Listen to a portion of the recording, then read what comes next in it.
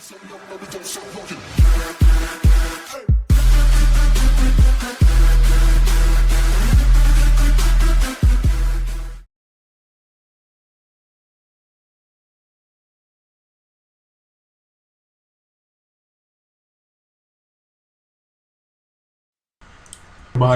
it's Manga Reads, and today I'll be going over my review of One Piece chapter 867, Happy Birthday. Right from the start, I'm going to say this chapter was a 10 out of 10 in my perspective, because so much things happened that you have to really wonder where this story is headed. We had plot twists from several different angles.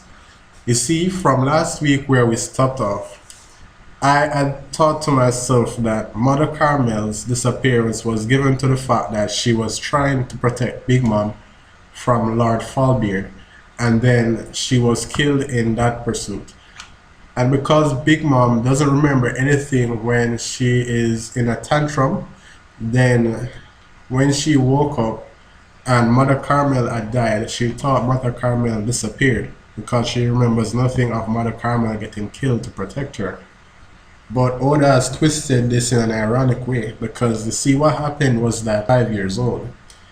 He swung his sword to slash her and she punched right through it without Aki. Well, it could have been Haki that CP9 used that you can't actually see the hardening of the skin, but it wasn't the highest tier where your arm gets blocked like when Luffy uses it or Zoro imbues his blades with it. And then you have to wonder, this can't be the strength of the giants, by no means necessary. We can look at one panel where Hyrule was begging Lord Mountbeard to avenge Lord Fallbeard's death and kill Big Mom, and he even went on to say that how the pride of Elbaf has fallen. And then I'm thinking that if this is Elbaf, isn't it a bit overhyped? Because at 5 years old, no one should be losing, yet alone a giant. Even if it's Goldie Roger himself, it's a bit of a stretch to be losing to a 5-year-old, because she's a 5-year-old. I mean, she has no restraint to her strength, but she's not that strong either. So according to what Sawyer said last week in his review of chapter 866, I think that that's just a small part of Elbaf, and the strongest giants, the top tier giants, the masters themselves actually live in the palace to protect the king. That would make sense because that's where Hyrule lives, where he was training to be a pirate when Dory or Broggy returned from their duel. And we can see where Hyrule, after growing up, even lost to a Gear 2nd Luffy. So he wasn't that strong. So I'm still giving the Giants a fighting chance. The chapter opens up with a cover spread of Cavendish, who apparently had to leave his home because he was too popular and all the girls wanted him. And then we see a spread of Pudding, and she was being an evil, deceptive bitch as usual. This Pudding is nice story. I do not buy into it, not one bit. I mean, everybody has choices, and if you want to be evil, be evil. If you want to be good, be good. There is no reason to deceive people into thinking you're good, being evil under the cover and actually being good because your mom says so. Nah, I don't buy it. Then on page 5, we see Mother Carmel use some mysterious power that manifests itself much like Prometheus and Zeus that Big Mom uses. And last week in my review of chapter 866, I had theorized that when she was speaking to the Marines to save the giants' lives, it was as a result of her using either Aki or a devil fruit. And in fact, I thought that devil fruit that she had used was either Dragon's Wind Devil Fruit, which would have been a Logia, or it was some devil fruit to control the weather. And I'm leaning more to that direction right now, because my thought is that Big Mom Soru Soru no Mi that manifests itself as Zeus, Prometheus, and Napoleon. I think Napoleon is actually just a reincarnation, and then Zeus and Prometheus is the awakened form of Big Mom's Devil Fruit. So if Mother Carmel has the Solo Solo no Mi or a weathered Devil Fruit, then it would make sense that if it's awakened, then she could create Pandora as we saw here. And according to a quick search that I did, Pandora was the first human to be made by gods on the order of Zeus. So we can see that Pandora and Zeus have some connection, but they're not the same people. And then Lord Montbeard wanted to kill Big Mom because he said that she was a devil reincarnate. And I don't quite understand what happens here.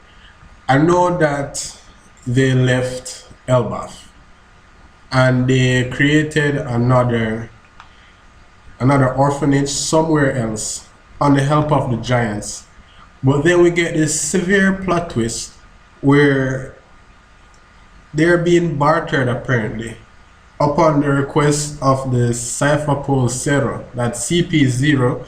We see where Mother Carmel is bargaining with them to get a deal for Big Mom because she's saying that this one can be an admiral or a fleet admiral. She wasn't wrong because Big Mom is a Yonko, but I never saw that coming. She said that she was tired of putting up this sister act apparently, and she even has a name in the underworld. So you can see one of the main things that has happened in this chapter is that I've gotten to realize that you can't take things as face value. Puddin being one of them, Cracker being one of them, because when he came about, he was like the sickest thing you've ever seen. He was a badass, he was looking strong, and then he says he can't stand pain. Even the sting of a bee really gets to him. And then Big Mom, for all that she's worth, she seems really evil. But according to Sanji, she can be very reasonable as well. Because remember, Sanji had bargained with her, though she might not have kept that bargain, to save Luffy and the other Straw Hats that had come to rescue him. And she said that if it wasn't for him who was going to marry her daughter Puddin, though he would be dead, that she wouldn't have done it. So it's really hard to look at people in this arc and say that they're good, evil, or indifferent, because they often seem to have a second face. And what Mother Carmel did, if you look at the difference in features on her face, remember, in one frame she is smiling and is happy, and in the next frame she is real serious. It's kind of akin to Puddin when she exposes her third eye and her true nature, isn't it? Anyway, we move on because I will make a theory on this. I have a really good idea what is happening, because she really just says that she puts up a front to deceive people and she's getting tired of it. So this next deal would be her last. We move on and we see that they're celebrating Big Mom's 6th birthday, and she gets none other than Croquembouche, that same treat that she was craving when we met her back in Sweet City. And it's really similar, piled onto each other, that creates Croquembouche. So you can see where the love for that flavor comes from.